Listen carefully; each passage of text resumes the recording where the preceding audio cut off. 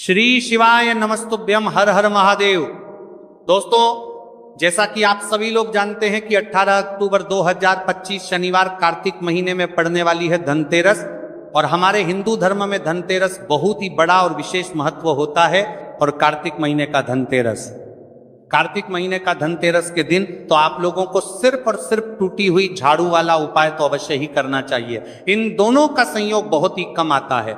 इसी के साथ में गुरुजी ने अपनी शिव पुराण कथा में बताया है कि इस दिन आपको टूटी हुई झाड़ू वाला उपाय तो आपको अवश्य ही करना चाहिए। मैंने आप वाला उपाय तो अवश्य ही करना चाहिए, क्योंकि ऐसा दिन पूरे साल में सिर्फ एक ही बार आता है। और दोस्तों, आप सभी लोग जानते हो कि धनतेरस का अगर सबसे बड़ा कोई उपाय है तो वह टूटी हुई झाड़ू वाला उपाय है।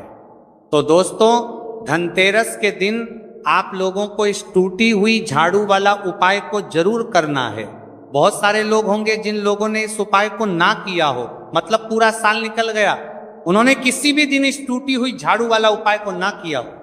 पर दोस्तों, आपके पास एक आखिरी मौका बचा हुआ है, जो कि धनतेरस के दिन है।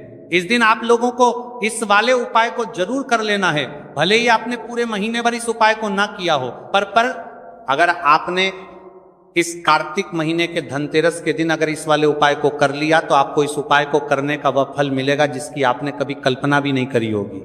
इसीलिए आप लोग इस वाले उपाय को एक बार जरूर कर लेना है, ताकि आप लोगों के हाथ से यह मौका ना जा सके और आपको इस उपाय को करने का फल मिलेगा। दोस्तों, ये उपाय पंडित जी ने अपनी अभी की ही श्री शिव महापुराण की कथा में बताया है जी। इस उपाय को आज हम आपको बहुत अच्छे से समझाने वाले हैं। इस वीडियो को देखने के बाद उपाय को समझने के लिए आपको कोई और वीडियो को देखने की जरूरत नहीं पड़ेगी। तो चलिए दोस्तों, उपाय को शुरू करते हैं। देखिए, ये इस कार्तिक महीने की धनतेरस के दिन ये इतना खास होता है, इतना महत्वपूर्ण होता है। देखा गया है कभी कभी बड़े बड़े पूजा पाठ अनुष्ठान से जो मनोकामना पूर्ण नहीं होते, वहां कार्तिक महीने की धनतेरस के दिन एक छोटे से उपाय करने से ही आपकी मनोकामना पूर्ण हो जाती है। और बहुत सारे लोगों ने इस उपाय को किया भी है और उनको इस उपाय को करने का फल भी जरूर मिला है। अगर आप लोग भी इस उपाय को करना चाहते हैं तो आप इस उपाय को पहले अच्छे से समझ लेना, सुन लेना, उसके बाद करना। आपको इस उपाय का फल जरूर मिलेगा। और इस उपाय को कर लेने से आपके घर में चाहे किसी भी प्रकार की दुख और समस्या क्यों ना चल रही हो, आपको उसका कारण भी नहीं पता है कि भाई ये समस्या किस कारण से चल रही है, उसका कुछ भी कारण हो सकता है। जैसे पितृदोष हो सकता है या किसी भी तरह का मंगल दोष भी हो सकता है। तो इस दिन आप लोगों को यह वाला उपाय कर लेना है। ये एक ऐसा उपाय है जिस उपाय को अगर किसी विशेष दिन पर किया जाए तो भाई उस विशेष दिन का जो है वो तो हमें मिलता ही मिलता है। पर हमने उस दिन पर इस उपाय को किया है तो हमें उससे भी बड़ा फल मिलता है, और फल बहुत जल्दी मिलता है, क्योंकि आप इस उपाय को बहुत ही बड़े और विशेष दिन पर कर रहे हो। तो चलिए अब उपाय के बारे में बात करते हैं। लेकिन उससे पहले आप लोगों को यह जानना आवश्यक है कि आखिर यह उपाय किस समय करना है, किसको करना है और कैसे करना है। तो चलिए हम आगे आपको वीडियो में एक एक करके बता देते हैं। लेकिन उससे पहले अगर आप लोग हमारे चैनल पर पहली बार आए हैं या फिर मेरी आवाज आज पहली बार सुन रहे हैं, तो हमारे चैनल को सब्सक्राइब जरूर कर लेना और इस वीडियो को लाइक करके कमेंट बॉक्स में श्री शिवाय नमस्तुभय ओम नमः शिवाय जरूर टाइप कर देना। तो दोस्तों, इस टूटी हुई झाड़ू वाला उपाय को हमें धनतेरस के दिन कैसे करना है, किसको करना है, किस समय करना है और कहां पर करना है, ये सारे सवालों के जवाब आपको इस वीडियो में मिल जाएंगे। और जो ये वीडियो देखेगा भाई, उसको टूटी हुई झाड़ू वाला उपाय जरूर करना चाहिए, क्योंकि इस दिन काला तिल का भी बहुत ही बड़ा और विशेष महत्व होता है। और जब बात आ जाए टूटी हुई झाड़ू वाला उपाय की, तो ये सोने पर सुहागा वाली बात हो जाती है और ये बहुत ही बड़ा उपाय होता है। अब दोस्तों, इस टूटी हुई झाड़ू उपाय को आखिर करना किसको है, सबसे पहले हम लोग वह बात जान लेते हैं। तो देखो, घर की जो बड़ी माताएं बहनें होती हैं, उन माताओं बहनों में से कोई भी एक बड़ी माता बहन इस वाले उपाय को कर सकती है। और दोस्तों, अगर आप चाहे तो अपने घर में से सभी सदस्यों को भी इस उपाय को करवा सकते हैं। अगर किसी व्यक्ति की खुद की कोई मनोकामना है, खुद की कोई दुख और परेशानी है जो कि वह अपने लिए ही करना चाहता है, इस वाले उपाय को, तो वह खुद अपने लिए भी कर सकता है। बाकी अगर कोई घर में से ऐसा है जो कि अपने पूरे घर परिवार की सुख और शांति के लिए ये वाला उपाय करना चाहता है, तो भाई वो भी कर सकता है, उसमें भी कोई दिक्कत वाली बात नहीं है। कहने का मतलब यह है कि इस उपाय को हर एक सदस्य भी कर सकता है, और पूरे घर परिवार के सदस्य के लिए घर की बड़ी माताओं बहनों में से कोई एक माता बहन भी कर सकती है। माताएं बहनें अगर घर में उपस्थित ना हो या वो यह वाला उपाय ना कर पा रही हो, तो फिर घर का कोई बड़ा सदस्य भी इस टूटी हुई झाड़ू वाला उपाय को कर सकता है, चाहे फिर वो पुरुष ही क्यों ना हो, उसमें कोई भी दिक्कत वाली बात नहीं है। वो ये कर पा रही है। उसके बाद में दोस्तों जो अगला प्रश्न निकल कर आता है वह ये आता है, इस उपाय को लेकर के आखिर इस उपाय को हमें किस समय करना है, सुबह के समय करना है कि शाम के समय करना है।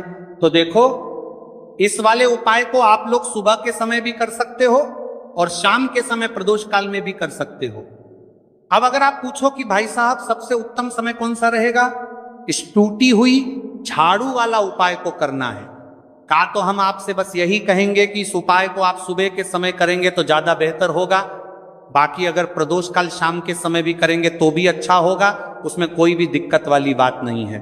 तो अब दोस्तों जो अगली सबसे बड़ी और महत्वपूर्ण बात आती है वह यह आती है कि सुबह अगर हम उपाय को करेंगे तो हमें कितने बजे से लेकर कितने बजे तक के बीच में करना है, और शाम के समय प्रदोष काल में करेंगे तो हमें कितने बजे से लेकर कितने बजे के बीच में करना है।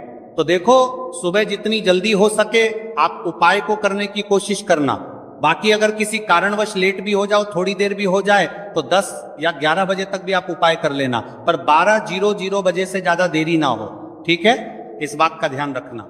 उसके बाद में दोस्तों अगर शाम के समय प्रदोष काल की बात करें, प्रदोष काल का जो समय होता है वह शाम के 6:00 बजे से शुरू हो जाता है। मतलब शाम के 6, प्रदोष काल की बात करें 6:00 बजे से शुरू हो जाता है।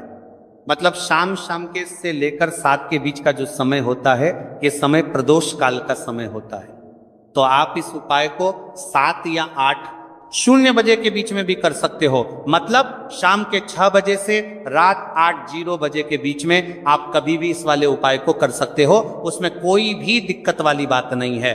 देखिए, यदि हम किसी भी प्रकार के उपाय को निश्चित दिन और निश्चित तिथि पर करते हैं तो इसका हमें बहुत अधिक लाभ मिलता है, और इन उपायों को करने के बाद हमारे जीवन में बहुत अधिक पर परिवर्तन आता है। साथ ही साथ ये जो ऊपर में परिवर्तन पाए आपके जीवन की सारी परेशानियों को और सारी बाधाओं को दूर करने वाले हैं। सबसे पहले आप सभी को धनतेरस, दीपावली एवं छठ पूजा की हार्दिक शुभकामनाएं। माता बहनों, सोना चांदी नहीं खरीद सकते तो धनतेरस पर करें।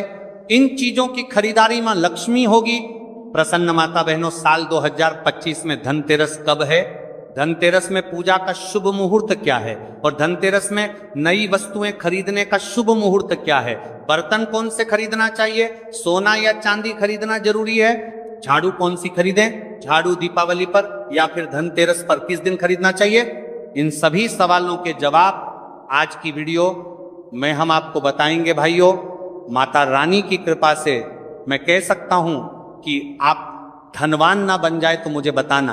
अगर आप इस वीडियो को पूरा देख लेंगे तो मेरा यकीन मानिए आपको दुनिया की कोई ताकत धनवान बनने से रोक नहीं सकती, क्योंकि माता लक्ष्मी स्वयं कहती है मैं उसी घर में जाती हूं जिस घर में ये 5 चीजें खरीदी जाती हैं। यानी कि धनतेरस पर आप 5 चीज खरीद कर जरूर ले आए, आपकी किस्मत बदल जाएगी, आपके जीवन से गरीबी हमेशा के लिए नष्ट हो जाएगी, आपके जीवन से 5 के 7 हमता के अंत खरीद करगी में सुख समृद्धि की प्राप्ति होगी, धन दौलत की प्राप्ति होगी।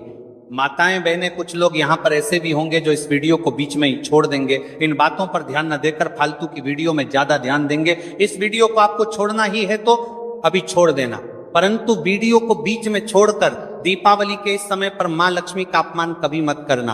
अगर आपने ये वीडियो को पूरा देख लिया तो धनवान बनने से आपको विधाता भी रोक नहीं पाएगा। स्वयं माता रानी चलकर आपके घर आएंगे और आपकी जो भी इच्छा है, मनोकामना है, वो पूरी कर देगी।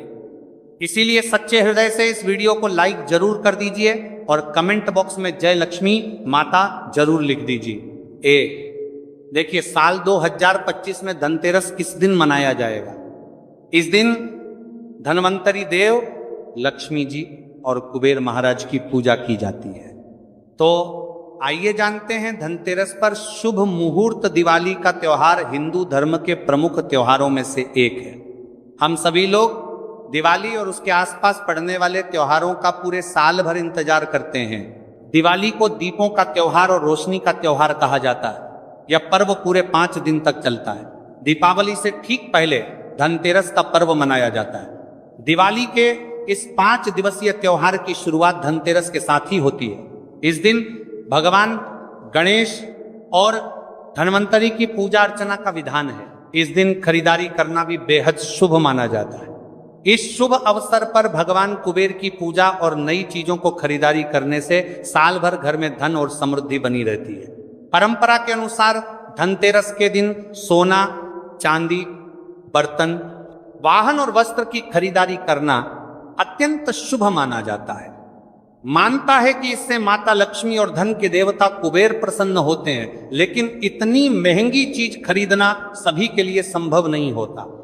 हमारे शास्त्रों में कुछ ऐसी सस्ती वस्तुओं का भी वर्णन है जिसकी खरीदारी से माता लक्ष्मी अत्यधिक प्रसन्न होती है, ऐसा माना जाता है। अगर आप इस दिन खरीदारी करते हैं तो आपकी संपत्ति में 13 गुना की वृद्धि होती है। धनतेरस का पर्व कार्तिक मास के कृष्ण पक्ष की त्रयोदशी तिथि के दिन मनाया जाता है।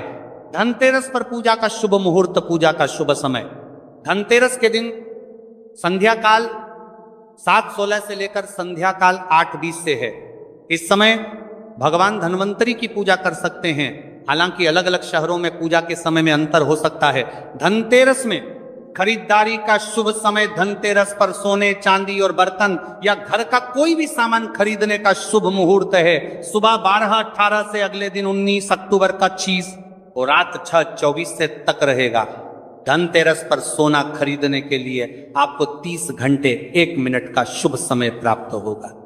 धनतेरस के दिन सोना, चांदी, वाहन, बर्तन, प्रॉपर्टी, आभूषण आदि खरीदना फलदायी माना जाता है। इस दिन खरीदी गई वस्तु लंबे समय तक सुख समृद्धि प्रदान करती है। भाइयों, इस वीडियो में आपको हम 5 ऐसी सामग्री बताऊंगा जो आपको धनतेरस के दिन अगर आप इन चीजों को खरीद करके लाते हैं तो आपके भाग्य बदल जाते हैं। आपके भाग्य से गरीबी भाग जाएगी और बदल जाएगा। आपके घर में सुख समृद्धि की बारिश होगी, धन दौलत की बारिश होगी। सभी से निवेदन है कि वीडियो को पूरा देखना, हर एक बात को ध्यानपूर्वक सुन लेना। आज की वीडियो बेहद ही खास और ज्ञानवर्धक होने वाली है। तो चलिए, जान निवेदन है बड़ी भी माता बहनों, धनतेरस के दिन सोने चांदी की खरीदारी करना बहुत ही शुभ माना जाता है। मान्यता है कि इन चीजों को खरीदने से घर में बरकत आती है और सुख समृद्धि बनी रहती है। लेकिन अगर आपका बजट सोने चांदी की चीज खरीदने का नहीं है तो परेशान होने की जरूरत नहीं है। ऐसी कुछ चीज है जो माता लक्ष्मी को अति प्रिय है। भाइयों, अगर आप धनतेरस के दिन इन चीजों को घर में लेकर आते हैं तो धन लक्ष्मी आप पर बेहद प्रसन्न रहेंगे और आपके घर में सुख समृद्धि हमेशा बरकरार रहेगी। मित्रों, धनतेरस पर की गई खरीदारी बहुत शुभ मानी जाती है और उसमें 13 गुना वृद्धि होती है।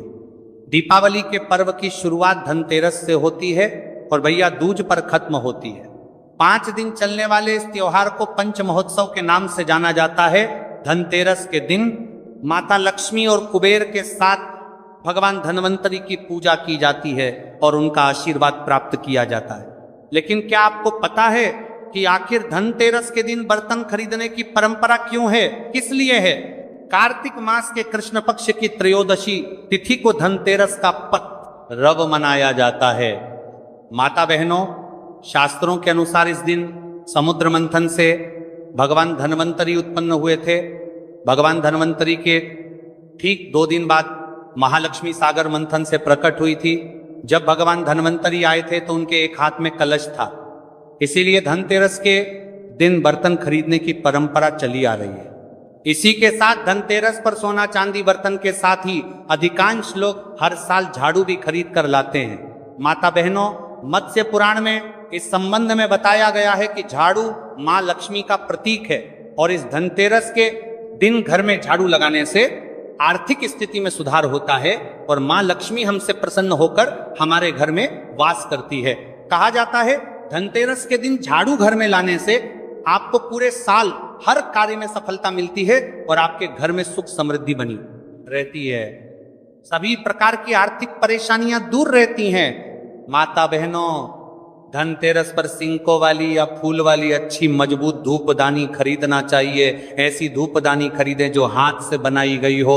शुभ मुहूर्त में झाड़ू की माता लक्ष्मी की तरह पूजा करें और हल्दी, कुमकुम और चावल यानी कि अक्षत लगे, उस पर सफेद रंग का धागा बांध दें, जिससे मां लक्ष्मी आपके घर में बनी रहे। ध्यान रखें कि झाड़ू को सदैव ही साफ हाथ से छुए, भूल कर भी अपवित्र हाथ से झाड़ू को स्पर्श ना करें। ऐसा करने से मां लक्ष्मी नाराज हो जाती है और आप आर्थिक संकट से गिरने लगते हैं। मित्रों, झाड़ू को कभी भी खड़ा करके ना रखें, ऐसा करना अशुभ माना जाता है। इसे हमेशा सही तरीके से रखें।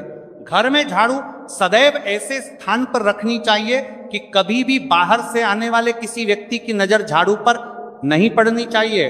धनतेरस से पहले साफ सफाई करने के साथ ही पुराना झाड़ू घर से हटा देनी चाहिए, क्योंकि झाड़ू घर की गंदगी को बाहर निकालती है। गंदगी को दरिद्रता माना गया है। लोग झाड़ू को घर में लेकर आते हैं और इसी झाड़ू से नरक चतुर्दशी के दिन घर की गंदगी को साफ करते हैं और दिवाली के दिन माता लक्ष्मी के आगमन की तैयारी करते हैं। दोस्तों, धनतेरस के दिन धनिया को घर में लाना भी काफी शुभ माना जाता है। इन बीजों को दिवाली की रात को माता लक्ष्मी को समर्पित करें और बाद में इसे गमले, बगीचे वगैरह हमें कहीं डाल दे। यह धनिया के बीज आपके घर में